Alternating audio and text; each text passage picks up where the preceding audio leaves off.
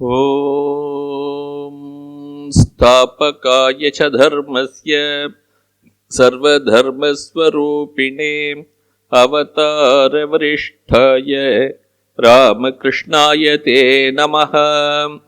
ஜனனீம் சாரதாம் தேவீம் ராமகிருஷ்ணம் ஜகத்குரும் பாதபத்மே thio ஸ்ருத்வா பிரணமாமி முहुर्मुहुः. நம ஸ்ரீயதிராஜாய விவேகானந்தசூரயே சச்சித் சுகஸ்வரூபாய ஸ்வாமினே தாபஹாரிணே. ஓம் பார்த்தாய பிரதிபோதிதாம் பகவதா நாராயணேன ஸ்வயம் வியாசேன கிரதிதாம் புராணமுனினா மத்யே மகாபாரதம் அத்வைதாம்ருதவர்ஷிணீம் பகவதீம் அஷ்டாதசாத்யாயினீம் அம்ப த்வாமனுசந்ததாமி பகவத்கீதே பவத்வேஷிணீம். ஒரு மனிதன் மோட்சத்தை அடைவதற்கு என்ன வேண்டும், என்னென்ன செய்ய வேண்டும் அப்படிங்கிறத சம்பூர்ணமா இந்த அத்தியாயத்துல சொல்லிடுறார். இதே போன்று 18வது அத்தியாயத்திலும் முழுமையாக பகவத்கீதையோட மொத்த சாராம்சத்தையும் எடுத்து 18லயும் சொல்றார், 2வது அத்தியாயத்திலையும் சொல்றார். அதனால இந்த 2 அத்தியாயங்களுமே ரொம்ப பெருசா இருக்கும், ரொம்ப முக்கியமான அத்தியாயங்கள்.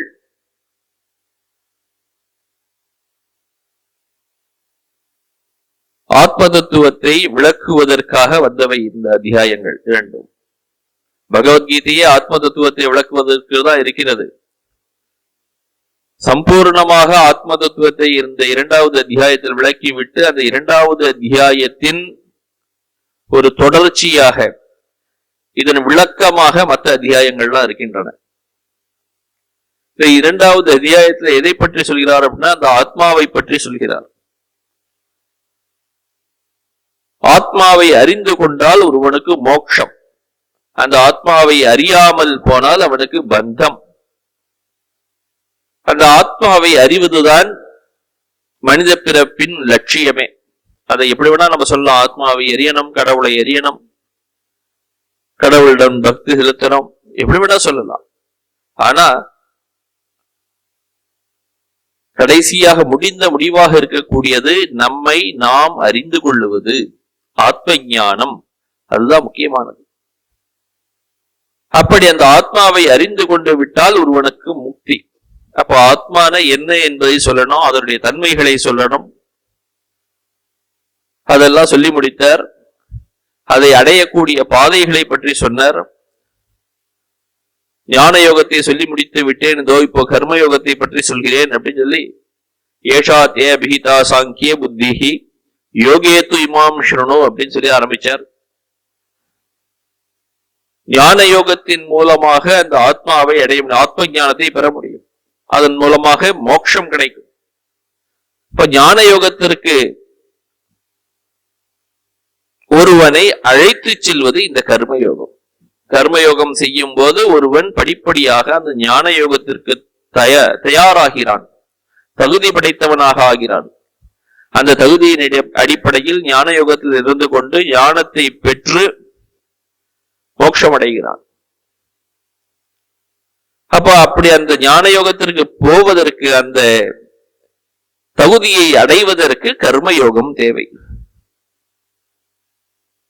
இப்ப கர்மயோகத்தின் பலன் என்ன அப்படின்னாக்க, ஞான யோகத்திற்கு செல்வதற்கான தகுதியை கொடுப்பது கர்மயோகம். கர்மங்களின் பலன், செயல்களின் பலன் என்ன அப்படின்னு பார்த்தாக்க, சாதாரணமா செயல்களின் பலன், கர்மங்களை கர்மங்களாக செய்தால் ஒருவனுக்கு என்ன பலன் கிடைக்கும் அப்படின்னா சம்சாரம் கிடைக்கும். திரும்ப திரும்ப திரும்ப அவன் இந்த உலகிலே பிறக்க வேண்டும், இறக்க வேண்டும். அதே கர்மங்களை, அதே செயல்களை அவன் கர்ம யோகமாக செய்தானே ஆனால் ஞானத்திற்கு ஒரு அதிகாரித்துவம் கிடைக்கிறது. அதனாலதான் சொல்லியிருந்தார், சித்திய சித்தியோகோ சமோ பூத்வா சமத்துவம் யோக உச்சியதே யோகஸ்த குரு கர்மாணி சங்கம் தியக்வா தனஞ்சய அப்படின்னு சொல்லியிருந்தார். யோகத்தில் நிலை பெற்றவனாக இருந்து கொண்டு சங்கம் தியக்வா, சங்கங்களை, சங்கம்னா அட்டாச்மெண்ட், அந்த அட்டாச்மெண்டை விட்டுவிட்டு விருப்பு வெறுப்புகளை உதறித்தள்ளி ராகத்வேஷங்களை உதறித்தள்ளி குரு கர்மாணி செயல்களை செய் அப்படின்னு சொன்னார்.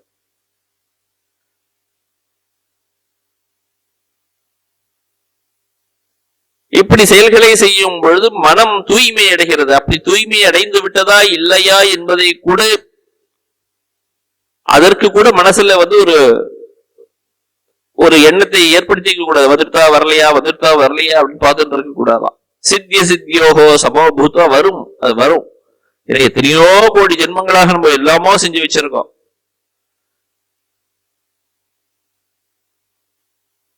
நேற்று கர்மயோகத்தை ஆரம்பித்து விட்டு இன்னைக்கு வந்துட்டான்னு பார்த்தா முடியாது, அதுக்கு நாள் ஆகும். அதனாலதான் சொல்லியிருக்கேன், சித்திய சித்தியோகோ சமோபூத்வா. இந்த கர்மயோகம் வெற்றி அடைந்து விட்டதா, நான் செய்யறது பலன் கொடுத்துட்டா இல்லையான்னு பார்த்துட்டே இருக்க கூடாது. சமோபூத்வா சமத்துவம் யோக உச்சியதே அப்படின்னு சொன்னார். அப்படி இந்த கர்மங்களை கர்ம யோகமாக பலனை எதிர்பாராமல் ஈஸ்வர அர்ப்பண புத்தியுடன் செய்தால் அதற்கு கர்மயோகம்னு பெயர். அப்படி கர்மயோகமாக செய்வது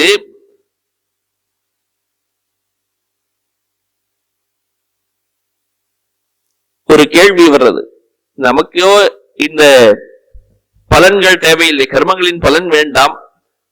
அப்படி இருக்கும்போது எதற்காக கர்மங்களை செய்ய வேண்டும், அதுவும் இறைவனுக்கு அர்ப்பணமாக செய்ய வேண்டும் அப்படின்னு ஒரு கேள்வி இருக்கு. நமக்கோ பலன் தான் வேண்டாமே, பலன் இல்லாமல் இருக்கும்போது நான் எதற்காக ஒரு செயலை செய்ய வேண்டும், அதையும் அந்த செயலையும் வேற யாருக்கோ போகட்டும், ஈஸ்வரனுக்கு போகட்டும், கடவுளுக்கு போகட்டும் நினைச்சு நான் ஏன் செய்யணும் அப்படின்னு ஒரு கேள்வி இருக்கு. அதை சொல்ற இந்த இடத்துல கர்மங்களை கர்மமாக செய்வது என்பது மிகவும் தாழ்ந்தது, கர்மங்களை கர்மயோகமாக செய்வது மிகவும் உயர்ந்தது. இந்த இரண்டிற்கும் இவ்வளவு பெரிய வேறுபாடு இருக்கு. கர்மங்களை கர்மமாக, செயல்களை வெறும் செயல்களாக பலன்களை எதிர்பார்த்து செய்வது ஒருவனை பந்தத்தில் ஆழ்த்துகிறது. அதே செயல்களை இறைவனுக்கு அர்ப்பணமாக செய்யும் போது அதே செயல்கள் ஒருவனை கர்மங்களில் இருந்து விடுபட செய்கிறது. அதுதான் சொன்னவங்க, ஏஷா தே அபிஹிதா சாங்கிய புத்திர் யோகே இமாம் ஸ்ருணு புத்தியா யுக்தோ யா பார்த்த கர்மபந்தம் பிரஹாஸ்யசி அப்படின்னு. கர்ம பந்தங்கள் அழிக்கப்படுகின்றன. கர்மங்களை கர்ம யோகமாக செய்யும் போது கர்ம பந்தங்கள் அழிகின்றன. அப்போ அந்த கர்மங்களுக்கும் கர்ம யோகத்திற்கும் ஒரு பெரிய வேறுபாடு இருக்கு. அந்த வேறுபாடு இருக்குங்கிறத இந்த இடத்துல சொல்ற, தூரேன ஹ்யவரம் கர்ம புத்தி யோகா தனஞ்சய புத்தௌ சரணமன்விச்ச கிருபடா பலஹேதவஹ. யார் கர்ம யோகமாக செய்யாமல் கர்மங்களை செய்து அதன் பலனை எதிர்பார்க்கிறார்களோ அவர்கள் ரொம்ப பரிதாபப்பட வேண்டியவர்கள், பாவம். ஏன்னா அவர்கள் மீண்டும் பிறக்கப் போகிறார்கள் இந்த உலகத்திலே. அவர்களுக்கு அந்த அட்டாச்மெண்ட், ராகம் இருக்கிறது. செயல்களில் ஒரு எப்போ ராகம் வரும் அப்படின்னாக்க,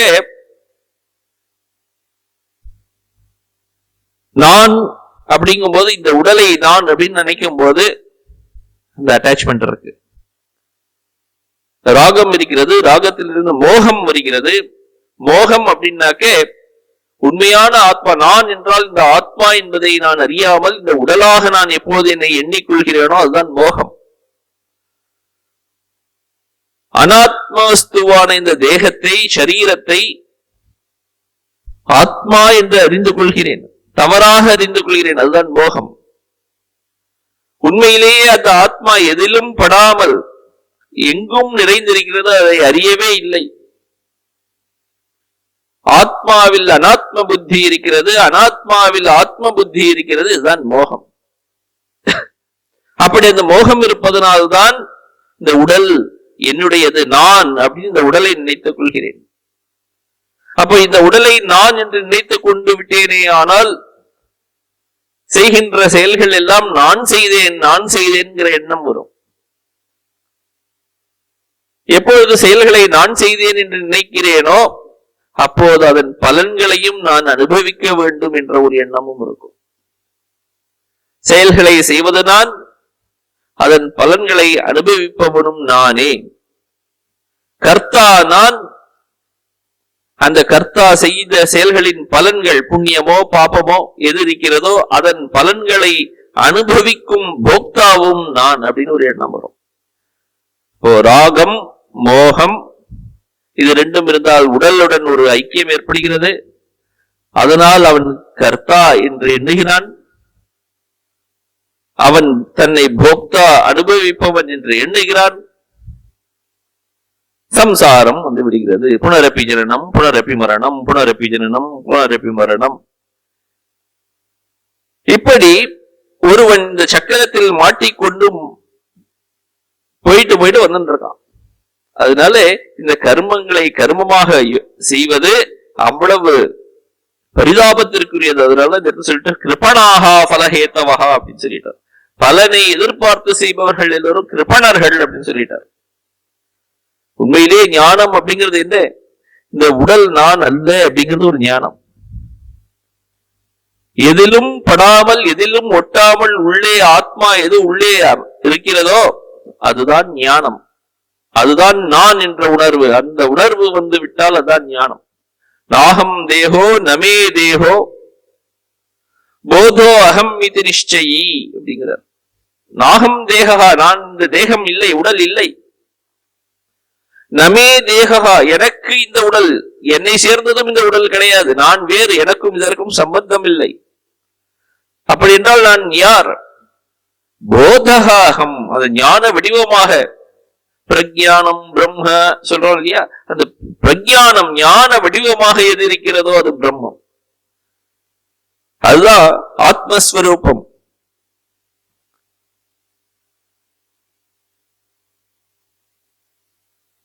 நமக்கெல்லாம் இப்பொழுது இருக்கக்கூடியது அந்த அவித்யை. ஆத்மாவில் அனாத்மாவை காண்கிறோம். அனாத்மாவில் இந்த ஆத்மாவை காண்கிறோம். இந்த உடலிலே அந்த உடலை நாம் ஆத்மாவாக எடுத்துக்கொண்டோம். உடல் என்னும் அனாத்மா, இது ஆத்மா கிடையாது. அந்த அனாத்மாவில் ஆத்மாவை நாம் பார்க்கிறோம். இதுதான் ஆத்மா, நான் என்று சொல்கிறோம். இதுக்கு பெயர் தான் அவித்யைன்னு பெயர். அந்த அவித்யை எப்போது போகும் அப்படின்னாக்க, உண்மையான ஞானம் நமக்கு எப்பொழுது ஏற்படுகிறதோ, நான் எல்லாவற்றிற்கும் உள்ளே இருக்கக்கூடிய பிரத்யேகாத்மாவாக இருக்கிறேன், பிரத்யேக் அபின்னம் பிரம்மைவ அகம் அப்படின்னு சொல்லணும். உள்ளே இருக்கக்கூடிய அந்த ஆத்மாவை விட வேறற்றவனான நான் அப்படிங்கிற ஒரு வித்யை. அப்படி வரும்போது அந்த வித்யை, அந்த ஞானம் ஏற்படும் பொழுது அனாத்மா நான், இந்த உடலே நான் என்ற எண்ணம் அந்த அவித்யை அழிகிறது. அப்படி அந்த அவித்யை அழிந்த பிறகு ஒரு சாட்சாத்காரம் நமக்கு ஏற்படுகிறது, ஒரு ரியலைசேஷன் ஏற்படுகிறது. என்ன ஏற்படுகிறது? சச்சிதானந்த பிரம்மாத்மஸ்வரூபா அகம் அப்படின்னு. நான் இந்த ஆத்மஸ்வரூபமாக நான் இருக்கிறேன். எப்படிப்பட்ட ஆத்மா? சத் சித் ஆனந்த வடிவமாக எந்த ஆத்மா இருக்கிறதோ அந்த ஆத்மாவாக நான் இருக்கிறேன் அப்படிங்கிற ஒரு ஞானம் ஏற்படுகிறது. அந்த ஞானத்தை பெறுவதற்கு தான் இந்த கர்மயோகங்கள். கர்மயோகம் வந்து நேரடியாக அந்த ஞானத்தை கொடுக்கவில்லை. கர்மயோகங்கள் செய்யும் போது மனம் தூய்மை அடைகிறது. முதலிலே சித்த சுத்தி ஏற்படுகிறது. அந்த சித்த சுத்தி ஏற்பட்ட பிறகு ஒருவன் அந்த ஞான யோகத்திற்கு ஒரு தகுதி பெற்றவனாக ஆகிறான். அந்த தகுதி ஏற்பட்ட பிறகு அவனுக்கு ஞானம் வாய்க்கிறது. அதுக்கப்புறம் அந்த தகுதி ஏற்பட்ட பிறகு அவன் அந்த இதுக்கு காத்திருக்க வேண்டும். எப்பொழுது ஞானம் ஏற்படுகிறதோ அது அப்போது ஏற்படும்.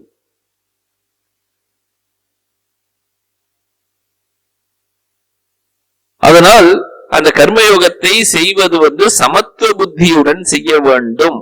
சித்திய சித்தியோகோ சமோ பூத்வா சமத்துவம் யோக உச்சியதே அப்படின்னு சொல்லி நம்ம பார்த்தோம். எந்த கர்மங்கள் ஒருவனை பந்தத்திற்கு உட்படுத்துகிறதோ அதே கர்மங்களை ஒருவன் சாமர்த்தியமாக பந்தங்களுக்கு உட்படாமல் செய்ய வேண்டும். அதுதான் கர்மங்களை செய்யும் ஒரு டெக்னிக், ஒரு வழி. வேற வழியே கிடையாது. இங்க தப்பிக்கிறதுக்கு வழியே கிடையாது. இங்க தப்பிக்கிறதுக்கு ஒரே வழி, நமக்கெல்லாம் இருக்கக்கூடிய ஒரே வழி, கர்மங்களை கர்மயோகமாக செய்வது. யோகா கர்மசு கௌஷலம் அப்படின்னு சொன்னார். அதுதான் கர்மங்களுடைய ஸ்வபாவம். எப்படி நெருப்பின் ஒரு இயல்பு, நெருப்போட இயல்பு என்ன அப்படின்னா சூடாக இருக்கிறது, எல்லாவற்றையும் எரித்து விடுகிறது. அதுதான் அதனுடைய இயல்பு. அதே போன்ற கர்மங்களின் இயல்பு என்ன அப்படின்னா ஒருவனை பந்தத்தில் ஆழ்த்தி அவனை இந்த உலகில் மீண்டும் மீண்டும் பிறக்கச் செய்வது.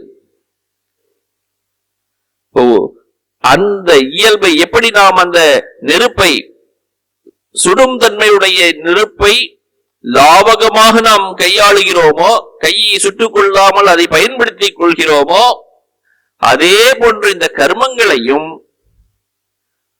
அதன் பிடியில் நாம் சிக்கிக் கொள்ளாமல் அதை பயன்படுத்தி வெளியேற வேண்டும். அதுதான் அந்த நிபுணத்துவம், அந்த கர்மங்களை செய்யும் நிபுணத்துவம். அதுதான் இந்த இடத்துல கௌஷலம் அப்படிங்கிற வார்த்தை சொல்லியிருக்கு.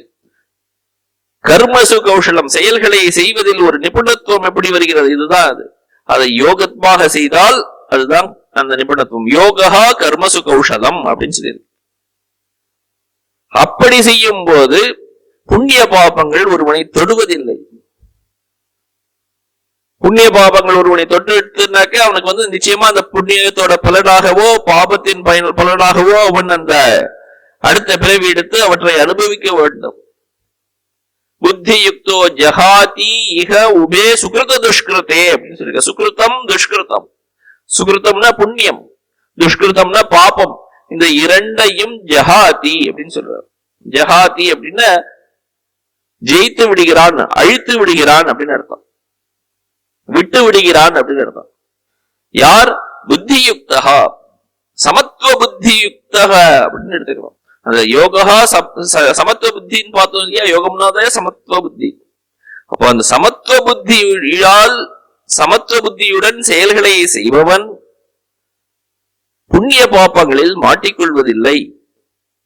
அப்படி இருந்து கொண்டு செயல்களை செய்ய வேண்டும் அப்படின்னு சொல்லி புத்தி யுக்தோ ஜஹாதீஹ உபே சுகிருத துஷ்கிருதே தஸ்மாத் யோகாய யுஜ்யஸ்வ யோகா கர்மசு கௌஷலம். இதுவரை நம்ம போன வாரம் பார்த்திருக்கோம்.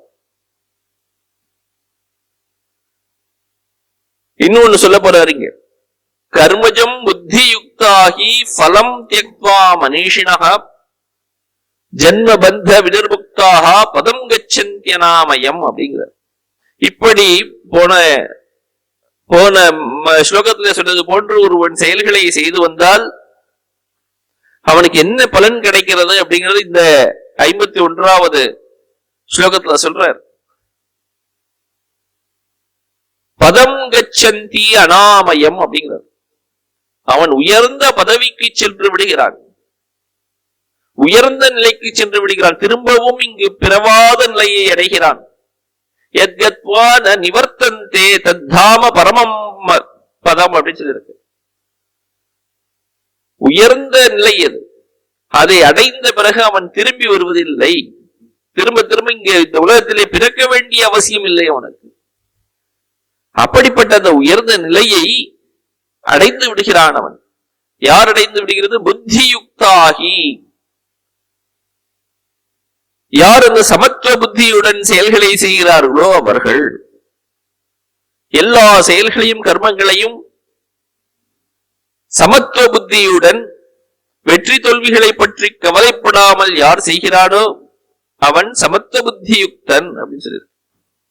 சித்திய சித்தியோகோ சமோ பூத்வா சமத்துவம் யோக உச்சியதே அப்படின்னு சொன்னதுனால அப்படி அந்த சமத்துவ புத்தி உடைய ஒருவன் கர்மஜம் பலம் தியக்வா, கர்மங்களில் இருந்து தோன்றக்கூடிய பலன்களை தியக்வா, தியாகம் செய்து விட்டு அப்படின்னு அர்த்தம். கர்மங்களை செய்வதன் மூலம் என்னென்ன பலன் கிடைக்கிறது? புண்ணியம் கிடைக்கிறது, பாபம் கிடைக்கிறது, இஷ்ட அனிஷ்ட தேக பிராப்தி அப்படின்னு ஆச்சாரியர் எழுதுறார். புண்ணியங்களின் பலனாக ஒருவனுக்கு இஷ்ட தேகம் கிடைக்கிறது, நல்ல உடல் கிடைக்கிறது, எல்லாவற்றையும் அனுபவிப்பதற்கு. பாவங்கள் ஏதாவது செய்திருந்தானே ஆனால் பாவங்களை அனுபவிப்பதற்காகவும் அவனுக்கு ஒரு அனிஷ்டமான ஒரு தேகம் கிடைக்கிறது. இஷ்டானிஷ்ட தேக பிராப்தி அப்படின்னு சொல்லி இருக்கிறது. அதனாலதான் பாப புண்ணியங்களுக்கு தகுந்தார் போன்று யதா கர்ம யதாஸ்ருதம்னு சொல்லியிருக்கு. யோனிம் மன்யே பிரபத்யந்தே ஷரீரத்வாய தேகினஹா அப்படின்னு கட்டோபனிஷத்துல யாருக்கு எப்படி அவர்களுக்கு புண்ணியமோ பாப்பமோ, யாருக்கு எவ்வளவு ஞானமோ அஜ்ஞானமோ இருக்கிறதோ அதற்கு தகுந்தவாறு மனிதனாகவோ விலங்காகவோ தாவரங்களாகவோ எப்படியோ பிறக்கிறான் மீண்டும். மனிதனுக்கு திரும்ப மனிதனாகத்தான் பிறப்பான்னு சொல்லக்கூட முடியாது. எப்படி வேண்டுமானாலும் பிறக்க, நமக்கு எப்படி கர்மங்கள் இருக்கின்றன யாராலையும் சொல்லவே முடியாது. இது மனிதனுடைய வளர்ச்சி என்பது நேர்கோடுல மேல மேல மேல போயிட்டு இருக்குன்னு சொல்லவே முடியாது. அதனால்தான் எப்போது சொல்றது துர்லபம் திரயம் மேதத் அப்படின்னு. தேவானுகிரக ஹேத்துக்கம் மனுஷியத்துவம் அப்படின்னு சொல்லிருக்கு. மனுஷியத்துவம் மிகவும் துர்லபம், கிடைக்கிறது ரொம்ப ரொம்ப ரொம்ப ரொம்ப கஷ்டம். எத்தனையோ கோடி ஜென்மங்கள்ல எத்தனையோ கோடி உயிரினங்கள்ல ஒரு உயிரினம் ஒரு வகை இந்த மனித இனம். இந்த மனித இனம் தான் கொஞ்சம் யோசிக்க முடியும், செயல்களை செய்ய முடியும். அப்படி செய்யாமல், அந்த யோசிக்காமல் இந்த சக்கரத்திலிருந்து எப்படி தப்பித்துக் கொள்வது என்பதை சிந்தனை செய்யாமல் இருந்தால் அவன் கிருபணகா அப்படின்னு அதனாலதான் சொல்றது. பரிதாபத்திற்கு உரியவன். சாஸ்திரங்கள்லாம் அவனை ரொம்ப ஐயோ பாவம் இப்படி போயிட்டானே அப்படிங்கிறது. மனிதன் சாதாரணமா பாருங்க,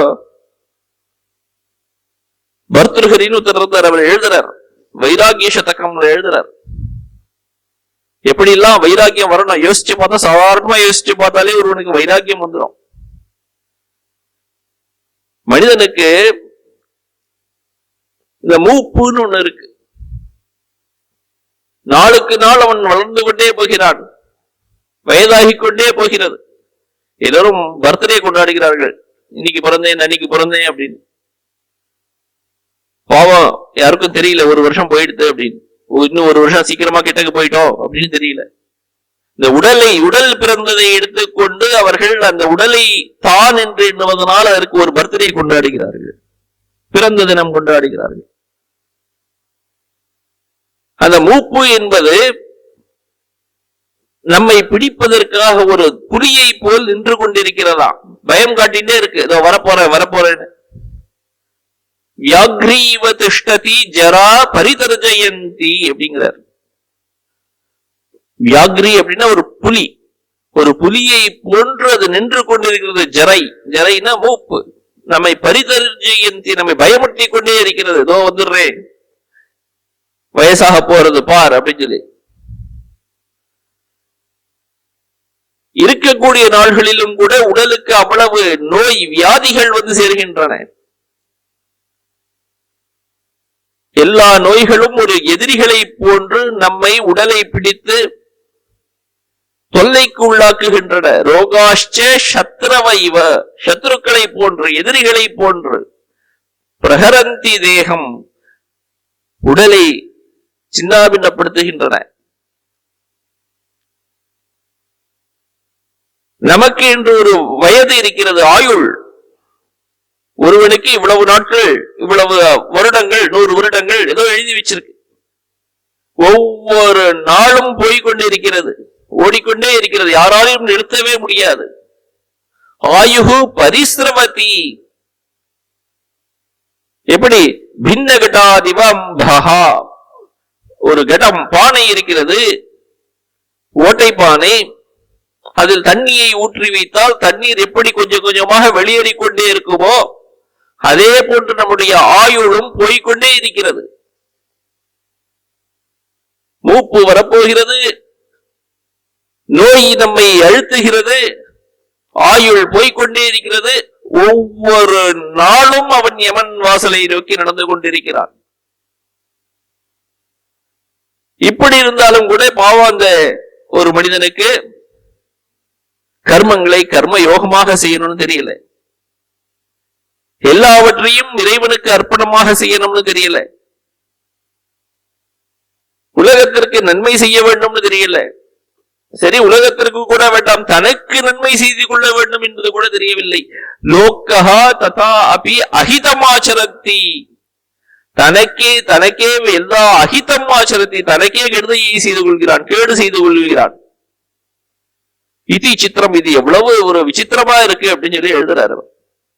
இப்படி இந்த உலகத்திலே செய்யக்கூடிய செயல்கள் எல்லாவற்றையும் கர்மமாக செய்தால் அவன் மீண்டும் மீண்டும் இந்த இடத்துல பிறப்பதற்குத்தான் செய்து கொள்கிறான். கர்ம யோகமாக செய்யும் பொழுது அவனுக்கு ஒரு இந்த செயல்களில் இருந்து விடுதலை கிடைக்கிறது, ஞான பிராப்தி கிடைக்கிறது, அதன் வழியாக மோட்சமும் கிடைக்கிறது. அதுதான் இந்த சொல்லிட்டார், கர்மஜம் பலம் தியக்வா, கர்மங்களில் இருந்து தோன்றும் பலனை விட்டுவிட்டு மனிஷினகா பூத்வா அப்படிங்கிறார். ஒருவன் ஞானியாக ஆகிவிடுகிறான். நான் இந்த உடல் அன்று அப்படிங்கிற ஒரு எண்ணம் அவனுக்கு வருகிறது. உடலை விட வேற ஒருவன் அப்படின்னு அவனுக்கு ஒரு எண்ணம். ஏன்னா அவனுக்கு வந்து கர்மங்களை கர்ம யோகமாக செய்யும் பொழுது சித்த சுத்தி வந்து விடுகிறது. ஆத்ம ஞான நிஷ்டாம் பிரபத்ய அப்படின்னு சொல்லியிருக்கார் ஆச்சாரியர்.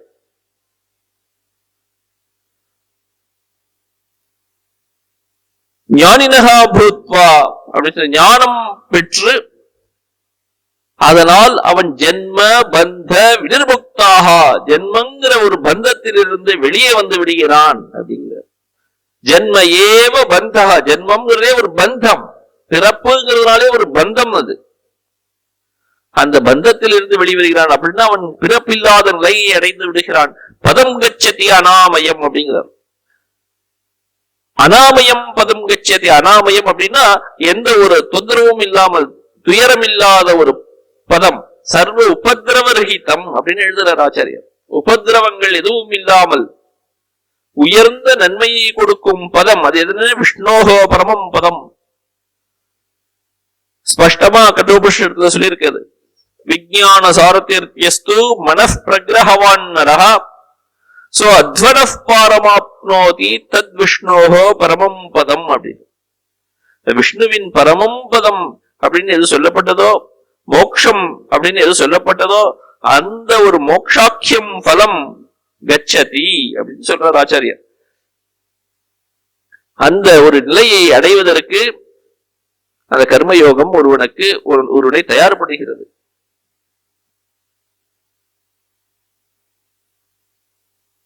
அப்போ முதல்ல நமக்கு சத்துவ சுத்தி, மன தூய்மை கிடைக்கணும். மன தூய்மையினால் ஒரு அந்த சமத்துவ புத்தி கிடைக்கணும். அது எப்போ கிடைக்கிறது, அந்த சமத்துவ புத்தி எப்போ கிடைக்கிறது அப்படிங்கிறது அடுத்த ஸ்லோகம் சொல்ல போறது. யதா தே மோக கலிலம் புத்திஹி வெதிதரிஷ்யதி ததா கந்தாசி நிர்வேதம் ஸ்ரோதவ்யஸ்ய ஸ்ருதஸ்ய ச அப்படின்னு சொல்ற. நமக்கு ஒரு உதாரணம் சொல்றேன். ஒரு திருடன் இருக்கிறான், ஒரு போலீஸ் இருக்கிறார், காவல்காரர் இருக்கிறார், ஒரு திருடன் இருக்கான். திருடன்னா எப்போதும் தவறு செய்வான், எதையாவது திருடி கொண்டு போவான். அந்த திருடனை காவல்காரன் பிடித்து நல்வழிப்படுத்த வேண்டும். இதுதான் நியாயம். நமக்கு என்ன அப்படின்னா, அந்த திருடனும் நமக்குள்ளேயே இருக்கிறான், போலீஸ்காரன் நமக்குள்ளேயே இருக்கான். நமக்கு சாதாரணமாக மனம் வெளியே ஓடுகிறது, வெளிப்பொருட்களை பார்த்து பார்த்து அதில் ஆசை கொள்கிறது. இது வேண்டும் அது வேண்டும்ங்கிற ஒரு எண்ணம் ஏற்படுகிறது. எந்த மனம் வெளியில் ஓடி வெளிப்பொருட்களை விரும்புகிறதோ அது திருடன் போன்றது. அதை வேற யாரோ அடக்குவதில்லை. நமக்கு உள்ளே இருக்கக்கூடிய இன்னொரு மனம், அதுதான் உயர்ந்த மனம்னு சொல்றோம், புத்தி அப்படின்னு சொல்றோம். அந்த புத்திமதி சொல்லணும். ஆஹா, இந்த பொருளை போகாதே, இந்த பொருளை எடுத்துக்கொண்டால் உனக்கு துன்பம் ஏற்படும் சொல்லணும். அது கேட்கலன்னா திரும்ப ஒரு அடி கொடுக்கணும். அப்படி அடி கொடுத்து இழுத்துட்டு வரணும். அந்த அப்போ அந்த காவலன் அப்படிங்கிற அந்த உள்ளே இருக்கக்கூடிய அந்த புத்தி மிகவும் தெளிவான சிந்தனையோட இருக்கணும், மிகவும் சக்தி வாய்ந்ததாக இருக்க வேண்டும், அந்த மனதை விட சக்தி வாய்ந்ததாக இருக்க வேண்டும்.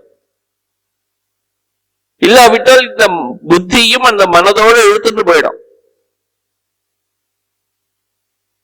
எப்போ இந்த புத்தியானது காவல்காரன் என்று சொல்லப்பட்ட புத்தி திருடன் என்னும் மனதை ஜெயிக்கிறதோ அப்போது மனம் சாந்தம் அடைகிறது. அப்படி இல்லாவிட்டால் மனம் எங்கும் அங்கும் அலைந்து கொண்டிருக்கிறது,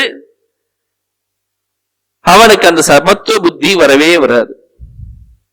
அப்ப அந்த புத்தி ஒழுங்காக இருக்க வேண்டும். அதுதான் இந்த இடத்துல சொல்றார். எப்ப கிடைக்கிறதுன்னு சொல்றாரு பாருங்க, யதாதே மோககலிலம் புத்திஹி விதிதரிஷ்யதி. எப்போ நம்முடைய மனம் மோகத்தில் ஆழ்ந்த மனதை புத்தி வெற்றி பெறுகிறதோ ததாகந்தாசி நிர்வேதம், அப்பொழுது உனக்கு வைராக்கியம் ஏற்படுகிறது அப்படிங்கிறார். வைராக்கியம் ஏற்பட வேண்டும், வெளிப்பொருட்கள் வேண்டாம்ங்கிற ஒரு எண்ணம் வேண்டும், உள்ளே இருக்கக்கூடிய ஆத்மா வேண்டும் என்ற எண்ணம் வேண்டும். சத்துவத்தில் நிலை பெற்ற நிலை வேண்டும். ஏன்னா அந்த சத்துவத்துல நிலை பெற்றாதான் அந்த மனம் தூய்மை அடையும், இல்லைன்னா தூய்மை அடையாது.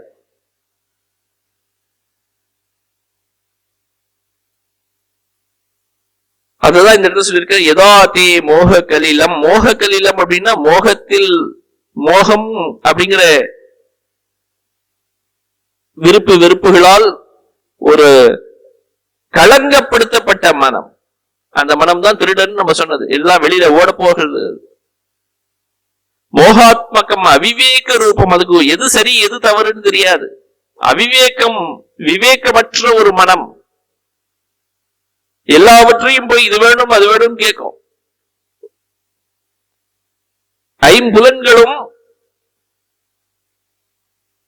வெளிப்புறத்தை நோக்கி இருக்கின்றன, வெளிப்பொருட்களையே பார்த்து கொண்டிருக்கின்றன. வெளியே இருக்க பொருட்களில் அவை ஈடுபட்டு அவற்றை அனுபவிக்கின்றன.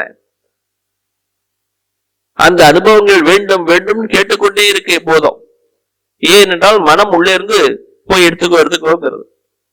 அது கலங்கப்பட்ட மனம், வெளியில் இருக்கக்கூடிய பொருட்களை அனுபவிக்கின்ற மனம் கலங்கப்பட்ட மனம். அதை உள்ளே அடக்கி உள்ளே எடுத்துக்கொண்டு போகக்கூடியது இந்த புத்தி. அதை எப்படி கொண்டு வர முடியும் அப்படின்னாக்க ஞானத்தினால் தான் கொண்டு வர முடியும். எப்போ எனக்கு அந்த ஞானம் இல்லையோ மனம் தானாக வெளியே செல்கிறது. ஞானம் வந்த பிறகு, ஞானம் என்ன பரமாத்ம ஞானம் இல்லை, இது நித்தியமா அனித்தியமா என்ற ஒரு விவேக ஞானம். வெளியே இருக்கக்கூடியவை எல்லாம் அனித்தியங்கள் அப்படிங்கிற ஒரு ஞானம் வந்ததுனாலே போதும். அப்போ வெளியே இருக்கக்கூடியவை அனித்தியமானவை, அவை தேவையில்லை, உள்ளே வர வேண்டும் அப்படின்னு ஒரு ஞானம். அந்த ஞானம் வந்துருத்தனாலே இந்த கலங்கப்பட்ட மனதை நிறுத்திவிடும். அது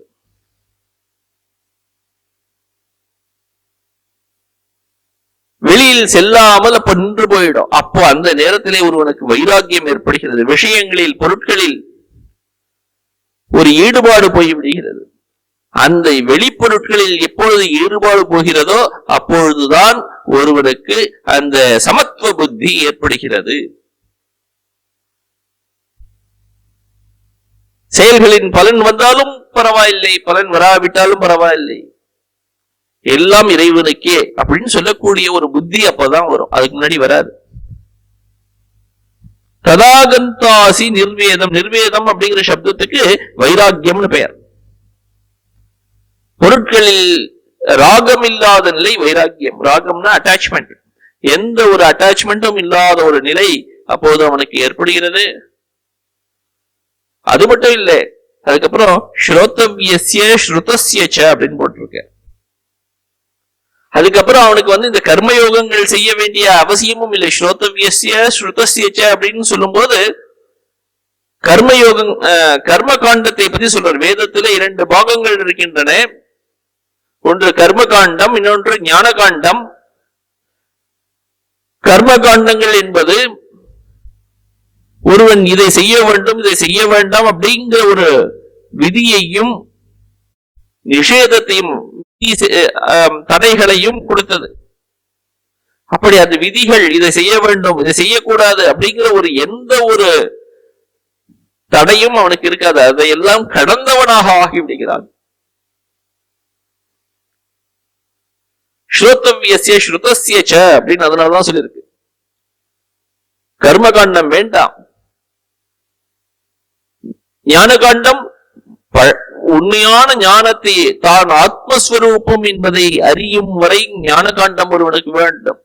அதனால இந்த இடத்துல நம்ம வந்து ஆரம்பத்தில் எப்படி எடுத்துக்கணும் அப்படின்னாக்க, அத்தியாத்ம சாஸ்திரத்தை தவிர மற்ற எல்லா சாஸ்திரங்களும் வேண்டாம்னு எடுத்துக்கணும்.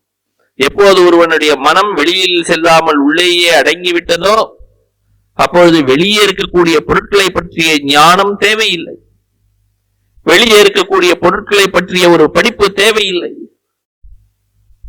எந்த ஞானத்தினால் இந்த உள்ளே இருக்கக்கூடிய இறைவனை அடைய முடியாதோ அது தேவையில்லை. உள்ளே இருக்கக்கூடிய அந்த இறைவனை அடைவதற்காகத்தான் எல்லா சாஸ்திரங்களும் இருக்கணும். அந்த சாஸ்திரத்தை தான் படிக்கணும். வேற எந்த சாஸ்திரத்தையும் படிக்கிறதுக்கு தகுதியே கிடையாது. அப்படிப்பட்ட அந்த சாஸ்திரத்தை தான் ஆத்மாவா அரே திரஷ்டவ்யா ஸ்ருதவ்யா மந்தவ்யா நிதித்தியாசித்தவ்யான்னு சொல்லியிருக்கு. அந்த சாஸ்திரத்தை மட்டும்தான் கேட்க வேண்டும், அதை மட்டும்தான் சிந்தனை செய்ய வேண்டும், அதை பற்றியே நினைத்துக் கொண்டிருக்க வேண்டும், மற்றவற்றை நினைக்க கூடாது. மாசுப்தேராமிருத்தே காலம் நயேத் வேதாந்த சிந்தையா அப்படின்னு சொல்லு.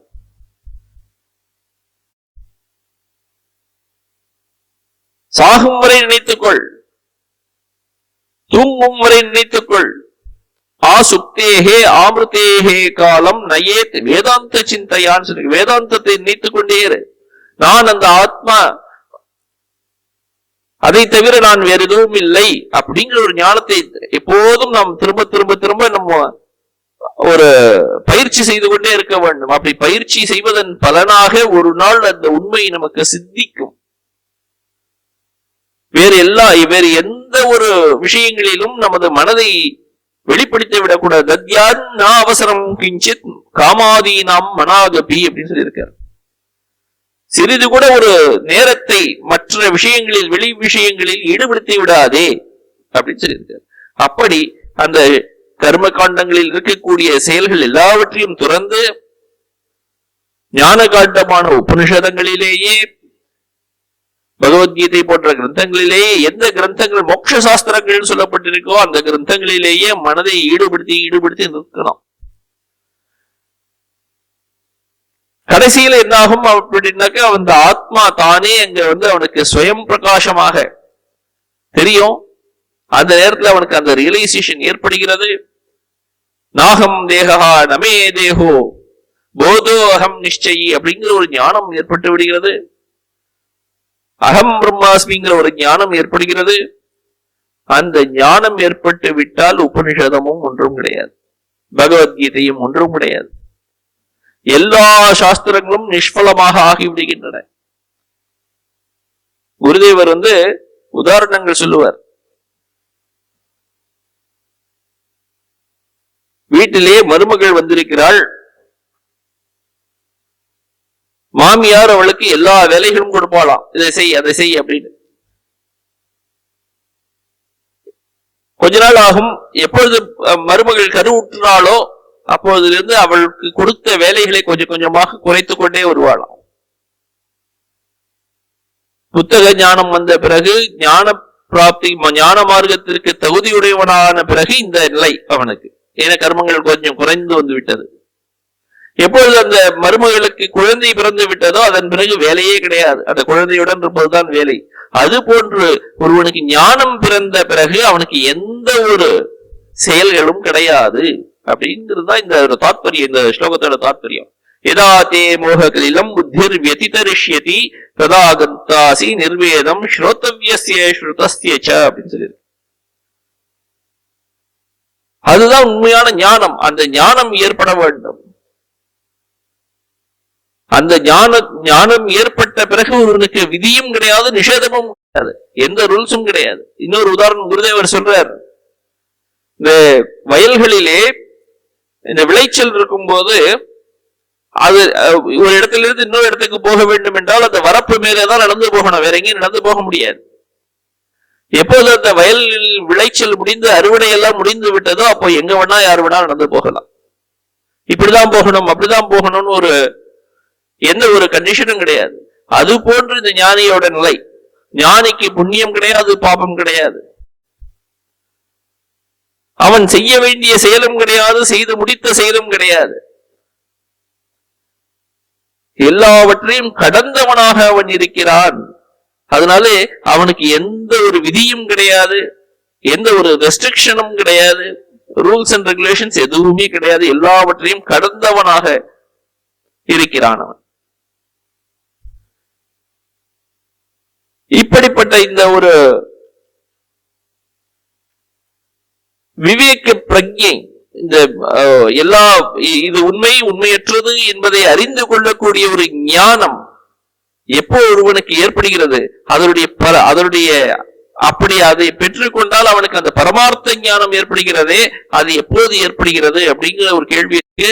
அந்த கேள்விக்கு பதிலாக இந்த 53வது ஸ்லோகம், ஸ்ருதி விப்ரதிபன்னாதே யதா ஸ்தாஸ்யதி நிஷ்சலா சமாதௌ அச்சலா புத்திஹி ததா யோகமவாப்ஸ்யசி அப்படிங்கிறார். இந்த பரமாத்ம யோகம், அந்த ஆத்மாவில் நிலை பெறுவதான ஒரு சமாதி நிலை எப்போ ஏற்படுகிறது அப்படின்னா, ஸ்ருதி விப்ரதிபன்னாதே யதா ஸ்தாஸ்யதி நிஷ்சலா சமாதௌ அச்சலா புத்திஹி அப்படிங்கிறது.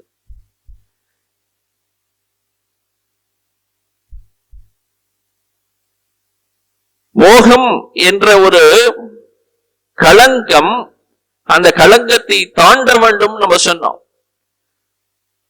அந்த திருடன் சொன்ன கதையில, திருடன் போலீஸ் சொன்ன கதையில, திருடனை போலீஸ் பிடித்து அவனை மாற்ற வேண்டும், அவனை நல்லவனாக ஆக்க வேண்டும். அதுதான் இந்த இடத்துல மோகம்ங்கிற களங்கத்தை நீக்குதல். இந்த மோகம்ங்கிற களங்கத்தை நீக்கிய பிறகு ஒருவனுக்கு ஒரு எது சரி எது நித்தியம் எது அனித்தியம் அப்படிங்கிற ஒரு எண்ணம், ஒரு ஞானம் ஏற்படுகிறது.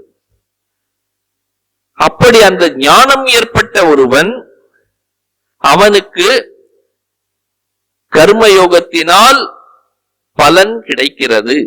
அப்படி யாருக்கு அந்த ஒரு ஞானம் விவேக புத்தி ஏற்பட்டு விட்டதோ, மனம் சுத்தமாக ஆகிவிட்டதோ, தூய்மை அடைந்து விட்டதோ, அவனுக்குத்தான் இந்த கர்மயோகத்திலிருந்து பலன் இருக்கிறது. கர்மயோகஜம் பலம் பரமார்த்த யோகம் அவாப்ஸ்யாமி அப்படின்னு சொல்றார். அது எப்போ நடக்கிறது அப்படின்னாக்க, அந்த சமத்துவ புத்தி எப்பொழுது நிலை பெறுகிறது. சமத்துவ புத்தி ஒரு நேரத்தில் நமக்கு வந்து ஒரு நாள் போல ஒரே மாதிரி எல்லா நாள்லயும் ஒரே மாதிரி மனம் இருப்பதில்லை. ஒரு நாளைக்கு சரி, இன்னைக்கு நாம கர்மயோகம் செய்யலாம், எதை பற்றியும் கவலைப்படாமல் செய்யலாம் அப்படின்னு நம்ம செய்யறோம். அது எல்லா நாளுக்கும் இருக்கா அப்படின்னா இருக்காது. இன்னைக்கு இருக்கும், இன்னொரு நாள் செய்யும் போது என்ன இதுல என்ன லாபம் இருக்கு, ஒண்ணும் கிடைக்கலையே, நமக்கே தெரியும், இப்படி தோணும். அப்ப என்ன ஆகும், இன்னும் நமக்கு வந்து உண்மையான அந்த கர்மயுகத்தில் நிலை பெறவில்லை நமக்கு. அப்படி அந்த புத்தி கர்மயோகத்தில் எப்பொழுது நிலை பெறுகிறதோ, நிஷ்சலாஸ்தாஸ்யதி, சலனம் இல்லாமல், சலனம்னா அசைவில்லாமல் அது வந்து நிலையாக நிற்கிறது. ஆத்மாவிலேயே நிலை பெற்று நிற்கிறது, மனம் வெளியே செல்லாமல். அப்படி இருக்கும்போது சமாதௌ அச்சலா புத்தி, சமாதி அப்படின்னா உள்ளே இருக்கக்கூடிய அந்த ஆத்மாவுக்கு சமாதியின் பெயர்.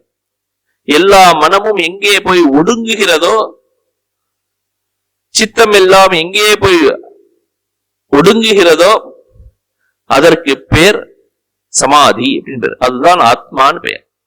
அந்த ஆத்மாவில் அசையாமல் இந்த புத்தி எப்பொழுது நிற்கிறதோ, சமாதௌ அச்சலா புத்தி ததா அப்படின்னு, ததான அப்பொழுது, அப்போது யோகமவாப்ஸ்யசி, அப்போதுதான் யோகம் கிடைக்கிறது.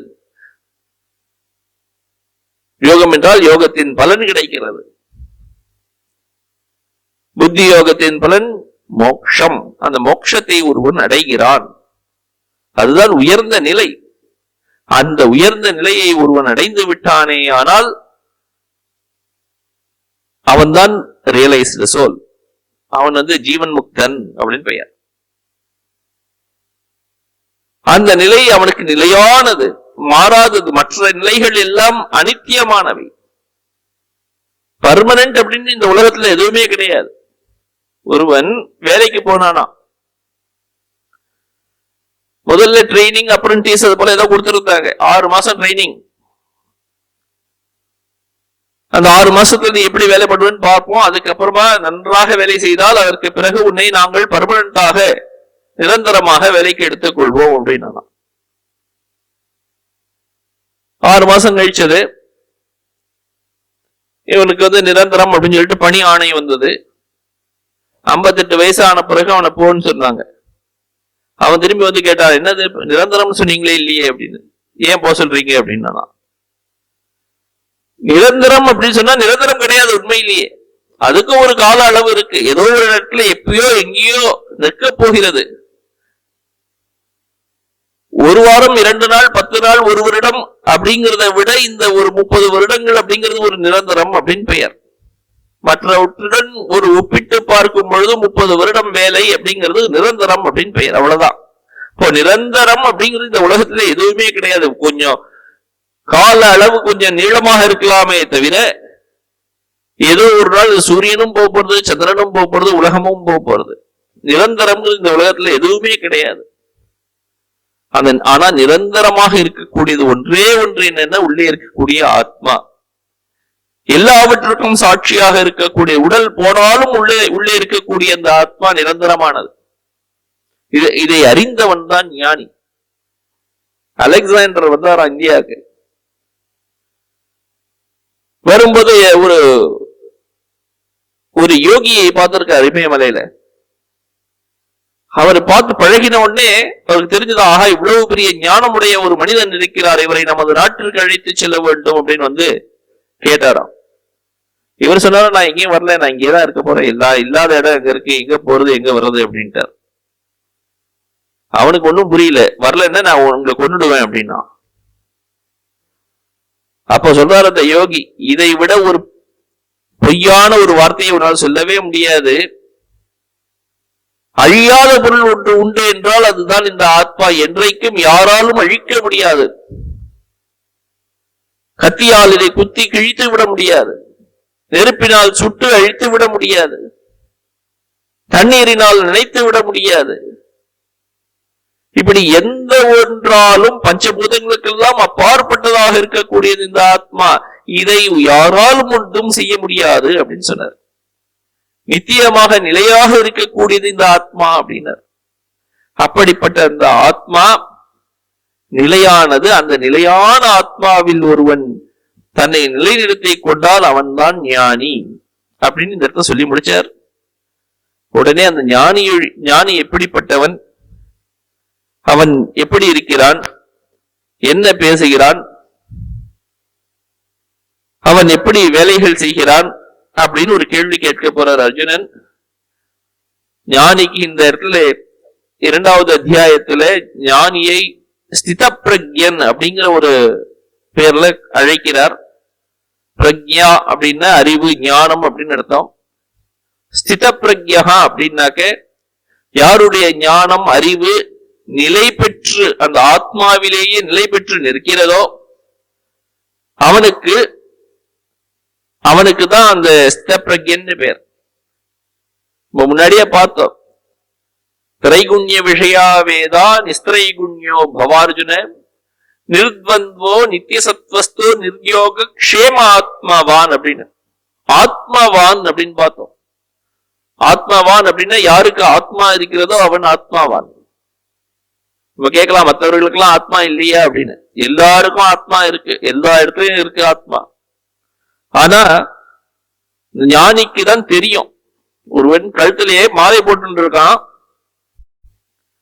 ஆனா அது எங்க, அவனுக்கு அது மறந்து விட்டது. அதனால எங்க இருக்குன்னு தேடிட்டு இருந்தானா. மாலை எங்க போச்சு, மாலையை காணுமேன்னு. அப்புறம் யாரோ ஒருவர் எதை தேடுறேன்னு கேட்ட உடனே அவன் சொன்னா, ஏதோ காணும், நான் மாலையை வச்சிருந்தேன், தொலைஞ்சு போச்சு. வந்தவன் சொன்னான், இதுதான் உன் கழுத்திலேயே இருக்கியப்பா அப்படின்னு. அப்புறம் தொட்டு பார்த்த உடனே இங்கதான் இருக்கு அப்படின்னு அவனுக்கு தெரிஞ்சது. அந்த மாலை ஆரம்பத்திலிருந்து அங்கதான் இருந்திருக்கு. ஆனா இப்போ அந்த வந்தவர் சொன்ன பிறகு இவன் நினைத்துக் கொள்கிறான், ஆஹா காணாமல் போன மாலை கிடைத்து விட்டது அப்படின்னு. அது காணாமலும் போகவில்லை, கிடைக்கவும் இல்லை, அது இருந்த இடத்திலேயே தான் இருக்கு. அது போன்று இந்த ஆத்மா எல்லோருக்கும் எல்லா நேரங்களிலும் எப்போதும் இருக்கிறது. அதை நாம் அறியவில்லை. அது அறியாததுனால் நமக்கு இன்னும் ஆத்மா எங்க இருக்குன்னு தெரியாமல் நம்ம தேடிட்டு இருக்கோம். இந்த ஞானி அந்த ஆத்மாவை அறிந்து விட்டான், அதனால அவனுக்கு இருக்கிறது அப்படின்னு சொல்ற. அதனாலதான் அந்த இடத்துல ஆத்மாவான் அப்படின்னு போட்டிருக்க. அந்த ஆத்மாவை அறிந்து அந்த ஆத்மாவை உடையவனாக இருக்கிறான், அப்படி ஆகு அப்படின்னு சொல்லியிருக்காரு. பவ அர்ஜுன, ஆத்மாவான் பவ அர்ஜுனா அப்படின்னு, ஆத்மாவை அறிந்தவனாக ஆகு அப்படின்னு சொல்லியிருக்கார். அப்ப அந்த ஆத்மாவை அறிந்தவனை தான் இந்த அத்தியாயத்திலே ஸ்தித பிரக்யன் அப்படின்னு சொல்றார். அர்ஜுனன் கேள்வி கேட்க போறான் கிருஷ்ணர்கிட்ட. அந்த ஸ்தித பிரக்யன் எப்படி இருக்கான்? ஸ்தித பிரக்யஸ்ய கா பாஷா சமாதிஸ்தஸ்ய கேசவ ஸ்திததீஹி கிம் பிரபாஷேத கிமாசீத விரஜேத கிம் அப்படின்னு சொல்லி கேட்கிறான். இதுக்கு பேர் ஸ்தித பிரக்ய லட்சணம்னு பெயர். இந்த லட்சணத்தை பின்னாடி சொல்ல போறார். அதை நம்ம அடுத்த வகுப்புல பார்க்கலாம். ஓம் சாந்தி சாந்தி சாந்தி. ஹரி ஓம் தத்சத்.